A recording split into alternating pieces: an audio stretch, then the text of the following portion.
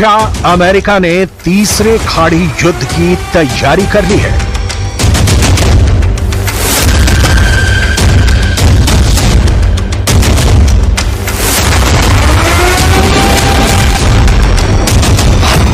America ने अपनी 30% नौसेना इजरायल को बचाने के लिए उतार दी है, या अमेरिका ने अपनी 1/3 नेवी ईरान को मिटाने के लिए तैनात कर दी है।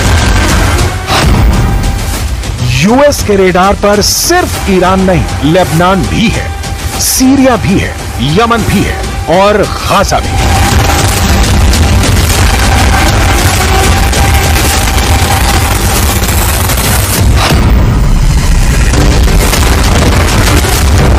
बाइडेन के विध्वंसकों ने इजरायल के दुश्मनों को घेर लिया है। ये इजरायल के दुश्मनों के लिए वाकई बहुत बुरी खबर है।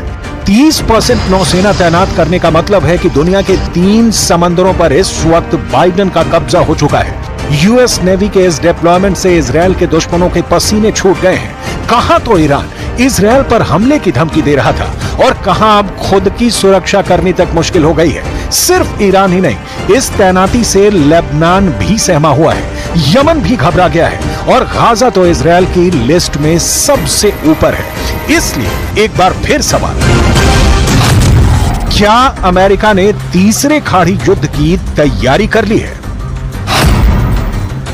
अमेरिका ने पहला खाड़ी युद्ध 1990 में लड़ा। तब अमेरिका के राष्ट्रपति थे जॉर्ज डब्ल्यू बुश सीनियर और निशाने पर थे इराक के राष्ट्रपति सद्दाम हुसैन। दूसरा खाड़ी युद्ध 2003 में हुआ। तब अमेरिका के राष्ट्रपति थे जॉर्ज डब्ल्यू बुश जूनियर और इस बार भी अमेरिका के दुश्मन थे इराक के राष्ट्रपति सद्दाम हुसैन।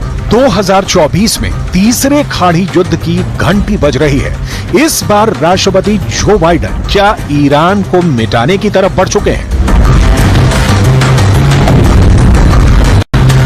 अमेरिका ने अपने पूरे जंगी बेड़े का 1/3 हिस्सा इजरायल की सुरक्षा के लिए तैनात कर दिया है। इसमें ऐसे जहाज हैं जो परमाणु हथियारों से लैस हैं। इसमें कैरियर भी हैं। इसमें परमाणु पनडुब्बियां भी हैं।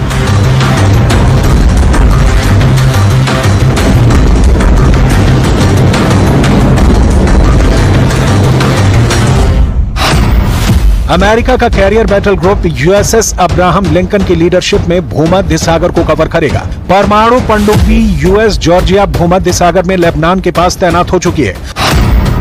ओमान की खाड़ी में USS Theodore Roosevelt carrier alert पर है, यानी यहां से ईरान को खतरे में डाल सकता है।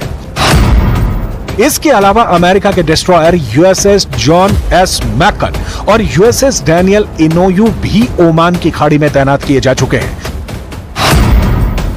लाल सागर में भी अमेरिका के वॉरशिप तैनात हैं। यहां से हूथी की मिसाइलों और इजरायल की तरफ लॉन्च होने वाले ड्रोन को ट्रैक कर रहे हैं। अमेरिका इसलिए इजरायल के लिए बेचैन हो उठा है क्योंकि वो ईरान और उसके साथी मिलिशिया को बहुत अच्छी तरह से जानता है। अमेरिका को पता है कि इजरायल अपनी रक्षा खुद नहीं कर पाएगा। यही वजह है कि अमेरिका इस इलाके में अपनी ताकत को तेजी से बढ़ा रहा है। पेंटागन के मुताबिक रक्षा मंत्री लॉयड ऑस्टिन ने इजरायल के रक्षा मंत्री योआव गैलेंट से बात की। साथ ही उन्हें भरोसा दिलाया कि अमेरिका इजरायल के बचाव में हर वो जरूरी कदम उठाएगा जो उठाने चाहिए।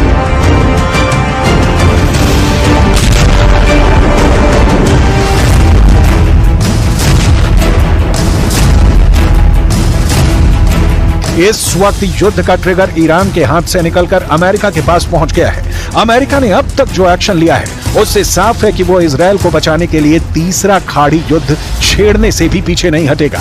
अगले 24 घंटे में बाइडेन को यह फैसला करना होगा कि अगर ईरान इजरायल पर हमला करता है तो उनके टारगेट पर तेहरान के अलावा कौन कौन से शहर होंगे और क्या ये युद्ध सिर्फ खाड़ी तक सीमित रहेगा या फिर दुनिया गल्फ वॉर के साथ वर्ल्ड वॉर भी देखेगी।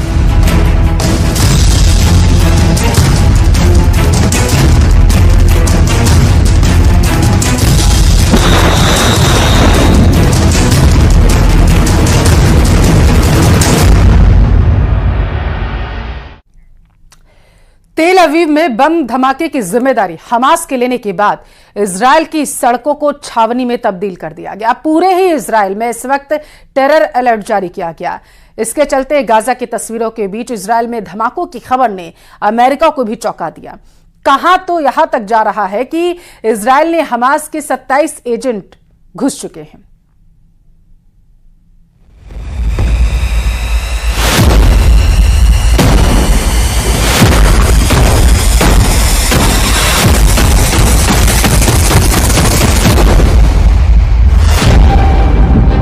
इजराइल की राजधानी तेल अवीव में फटा बम।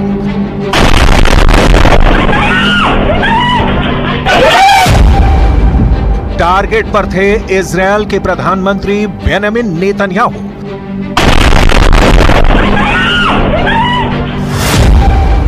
रक्षा मंत्री योव गैलेंट को उड़ाने की थी तैयारी।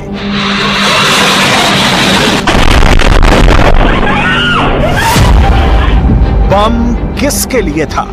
मौत का पैगाम।